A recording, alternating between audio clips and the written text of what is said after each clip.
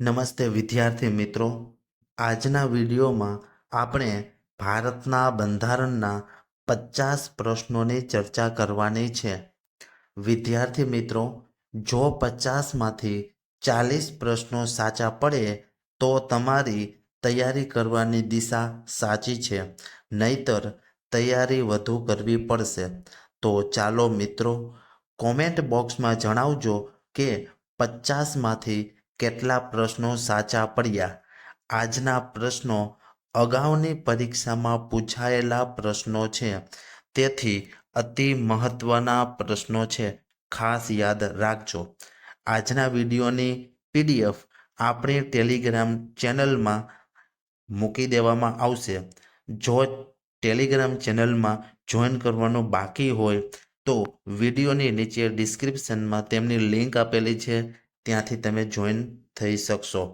તો ચાલો વિદ્યાર્થી મિત્રો, વિડીયોની શરૂઆત કરી. પ્રશ્ન નંબર 1 છે, આદિવાસી વિસ્તારો અને આદિવાસી બાંધવોને વિશેષ અધિકાર આપતા પેસા અધિનિયમનું આખું નામ શું છે? વિદ્યાર્થી મિત્રો, જવાબ કોમેન્ટમાં પણ જણાવજો.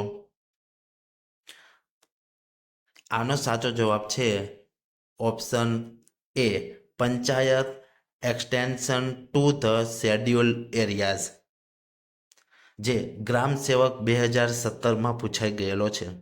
ત્યાં પછીનો પ્રશ્ન જોઈ, કયા ખાસ અનુસાર સૌ પ્રથમ વખત કાયદા સમક્ષ સૌની સમાનતાનો સિદ્ધાંત સ્વીકારવામાં આવ્યો? સાચો જવાબ ચાર્ટર એક્ટ 1833, જુનિયર ક્લાર્ક 2017માં પૂછાઈ ગયેલો. ત્યાં પછીનો પ્રશ્ન જોઈ, RTE કાયદો રાઇટ ટુ એજ્યુકેશન એક્ટ કોના મૂળભૂત અધિકારોનું સંરક્ષણ કરવા માટે અમલમાં મુકાયેલ છે? સાચો જવાબ છે ઓપ્શન એ, બાળકોના. ત્યાં પછીનો પ્રશ્ન, જાહેર નોકરીમાં પછાત વર્ગો માટેની અનામતની જોગવાઈ ભારતીય બંધારણના કયા ભાગમાં કરાઈ છે? સાચો જવાબ ભાગ નંબર 3માં. ત્યાર પછીનો નેક્સ્ટ પ્રશ્ન, બંધારણની કલમ 51 માં કઈ જોગવાઈ છે? સાચો જવાબ છે મૂળભૂત ફરજો, જુનિયર ક્લાર્કમાં પૂછાઈ ગયેલો પ્રશ્ન છે. ત્યાં પછીનો પ્રશ્ન, ભારતીય બંધારણના કયા અનુચ્છેદ આર્ટિકલ હેઠળ સમાન સિવિલ કોડની જોગવાઈ કરેલ છે? સાચો જવાબ છે 44. ત્યાં પછીનો પ્રશ્ન, રાજનીતિના માર્ગદર્શકના સિદ્ધાંતનો સમાવેશ ભારતના બંધારણમાં કયા ભાગમાં કરવામાં આવ્યો છે? સાચો જવાબ છે 4થા ભાગમાં. ત્યાં પછીનો પ્રશ્ન, કલ્યાણ રાજ્યને ધ્યેય માટે કયા પ્રકારની સત્તા હોવી જોઈએ? સાચો જવાબ છે સત્તાનું વિકેન્દ્રીકરણ, ગ્રામ સેવક 2017માં પૂછાઈ ગયેલો છે. ત્યાં પછીનો પ્રશ્ન,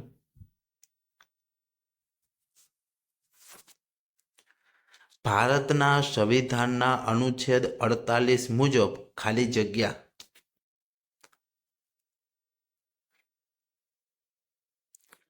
સાચો જવાબ છે ખેતી અને પશુપાલનની આધુનિક અને વૈજ્ઞાનિક ધોરણો વ્યવસાય કરવાનો રાજ્ય પ્રયત્ન કરશે.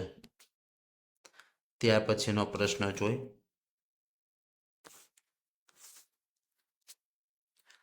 લોકસભાને બરખાસ્ત કરવાની સત્તા કોની છે? સાચો જવાબ રાષ્ટ્રપતિની.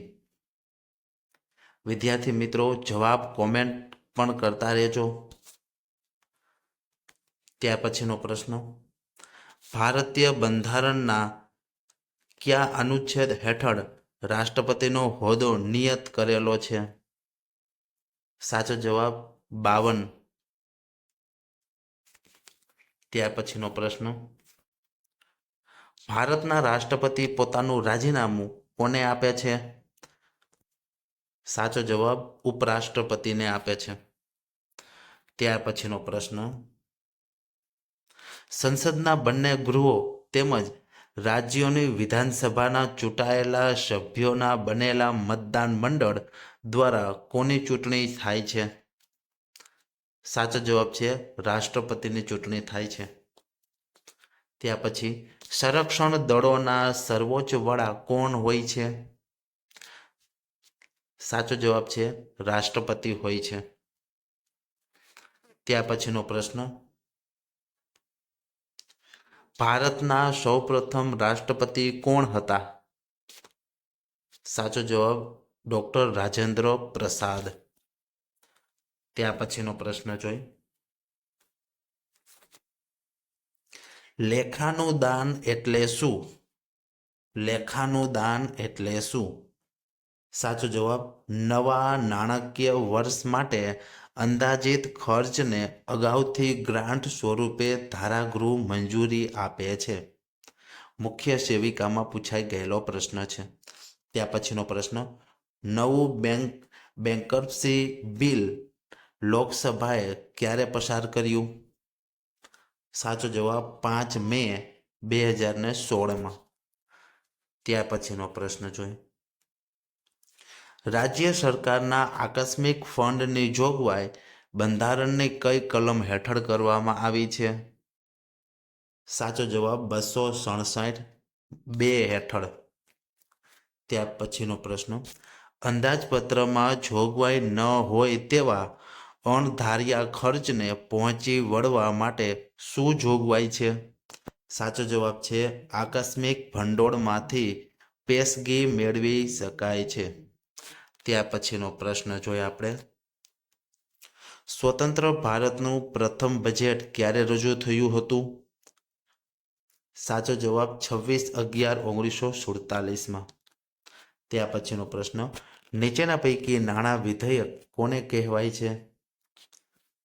સાચો જવાબ અહીં દર્શાવેલ ત્રણેય, જેમાં કોઈ ખર્ચને ભારતના એકત્રિત ફંડ ખાતે ઉધારવાનું જાહેર કરવાની અથવા એમાં કોઈ ખર્ચની રકમો વધારવાની બાબત, કોઈ કર નાખવાની, રદ કરવાની, માફ કરવાની, તેમાં ફેરફાર કરવાની અથવા તેનું નિયમન કરવાની બાબત, ભારતમાં એકત્રિત ફંડમાંથી નાણાંનો વિનિયોગ કરવાની બાબત. ત્યાર પછીનો પ્રશ્ન જોઈએ આપણે, લેખાનું દાન વોટ ઓન એકાઉન્ટમાં કેવા પ્રકારના ખર્ચની માંગણી હોય છે? સાચો જવાબ છે સ્થાયી ખર્ચની માંગણી હોય છે. ત્યાર પછીનો પ્રશ્ન,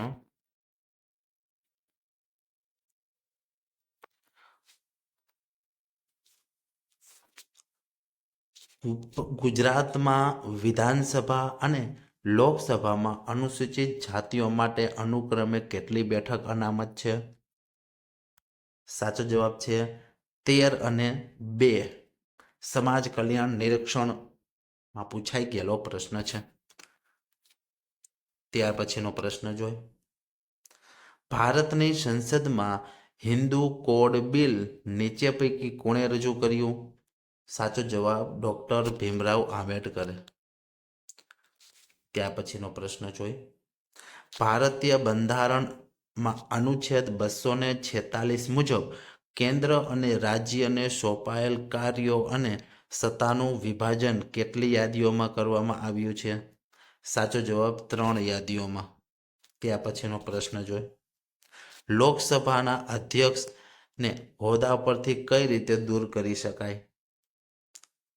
સાચો જવાબ સાદી બહુમતીથી. તલાટી કમ મંત્રીમાં પૂછાઈ ગયેલો પ્રશ્ન છે. ત્યાર પછીનો પ્રશ્ન, ગૃહની કોઈ પણ કાર્યવાહી દરમિયાન જો સરખા મત પડે ત્યારે ગૃહના અધ્યક્ષ જે મત આપે છે તેને ખાલી જગ્યા કહે છે.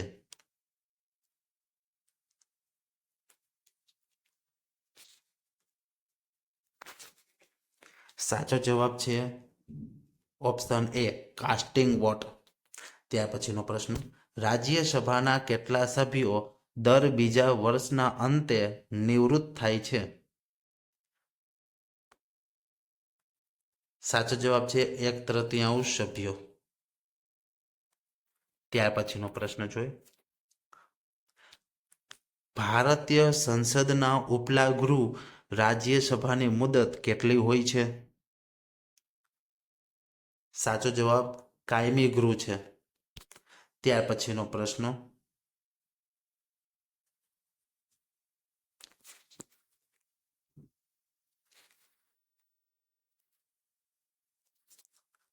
સામાન્ય ચૂંટણી પછી લોકસભાની પ્રથમ બેઠકની અધ્યક્ષતા કોણ કરે છે? સાચો જવાબ છે લોકસભાના સિનિયર સભ્ય. ત્યાર પછીનો પ્રશ્ન જોઈએ.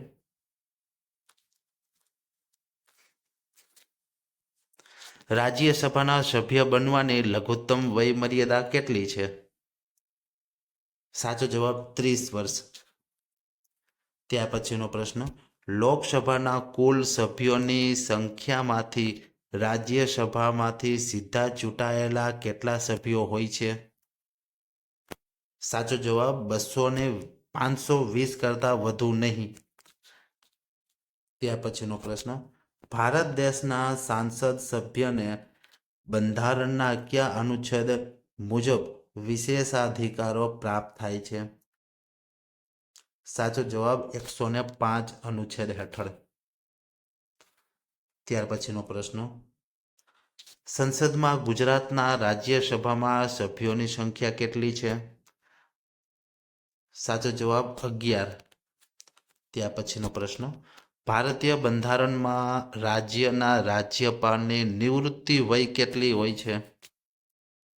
સાચો જવાબ છે નિવૃત્તિ વય હોતી નથી. ત્યાર પછી એડવોકેટ જનરલની નિમણૂક કેટલા સમય માટે થાય છે? સાચો જવાબ રાજ્યપાલની ઈચ્છા હોય ત્યાં સુધી.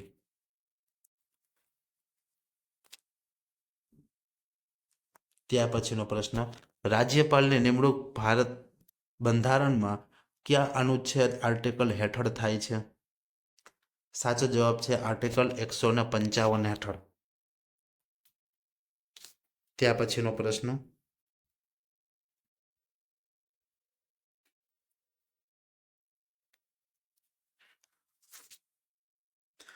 કયો ખરડો દાખલ કરવા માટે રાજ્યપાલ શ્રીની પૂર્વ મંજૂરી જરૂરી છે?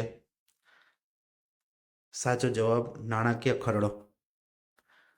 ત્યાર પછીનો પ્રશ્ન. ગુજરાત રાજ્યના પ્રથમ રાજ્યપાલ કોણ હતા?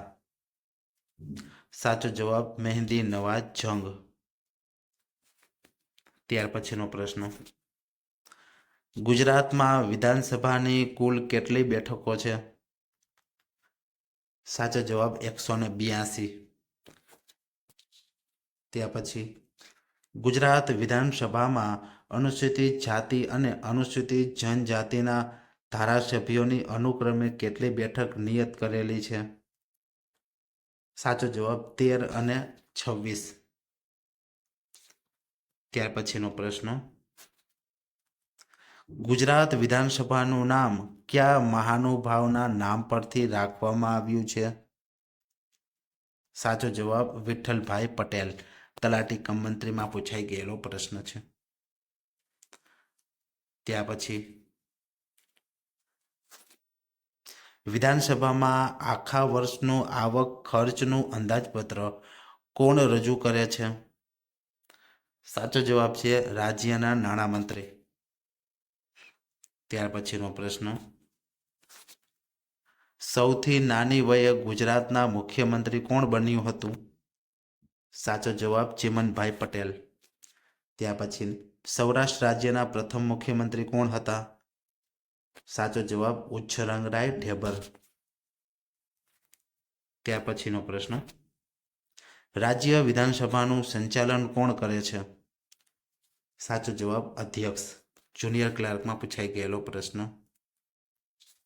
ત્યાર પછી રાજ્યસભામાં કેટલા સભ્યોની નિમણૂક રાષ્ટ્રપતિ દ્વારા કરવામાં આવે છે? સાચો જવાબ 12 સભ્યો. ટેટમાં પૂછાઈ ગયેલો છે. ત્યાર પછીનો પ્રશ્ન. ભારતીય બંધારણમાં શિક્ષણનો કઈ યાદીમાં સમાવેશ થાય છે? સાચો જવાબ સંયુક્ત યાદીમાં. ટેટ 2 પૂછાઈ ગયેલો. ત્યાર પછી ભારતના ઉપરાષ્ટ્રપતિને કોણ ચૂંટે છે? સાચો જવાબ લોકસભા અને રાજ્યસભાના સભ્યો. ત્યાર પછી નાગરિકોની મૂળભૂત ફરજોની જોગવાઈ બંધારણની કઈ કલમમાં છે? સાચો જવાબ 51A ભાવનગર મહાનગરપાલિકામાં પૂછાઈ ગયેલો પ્રશ્ન છે. તો વિદ્યાર્થી મિત્રો, આજના વિડીયોમાં મોસ્ટ આઈએમપી અગાઉની પરીક્ષાઓમાં પૂછાઈ ગયેલા 50 પ્રશ્નોની ચર્ચા કરેલી છે. તો 50માંથી તમારે કેટલા સાચા પડ્યા તે કોમેન્ટ બોક્સમાં જણાવવાનું છે. અને વિદ્યાર્થી મિત્રો, મારી ચેનલમાં નવા હોય તો ચેનલને જરૂરથી સબસ્ક્રાઈબ કરી દેજો અને વિડીયો પસંદ આવે તો વિડીયોને એક લાઈક કરી દેજો. મળીએ હવે એક નવા મોડેલ પેપર, એક નવા મોક ટેસ્ટ સાથે.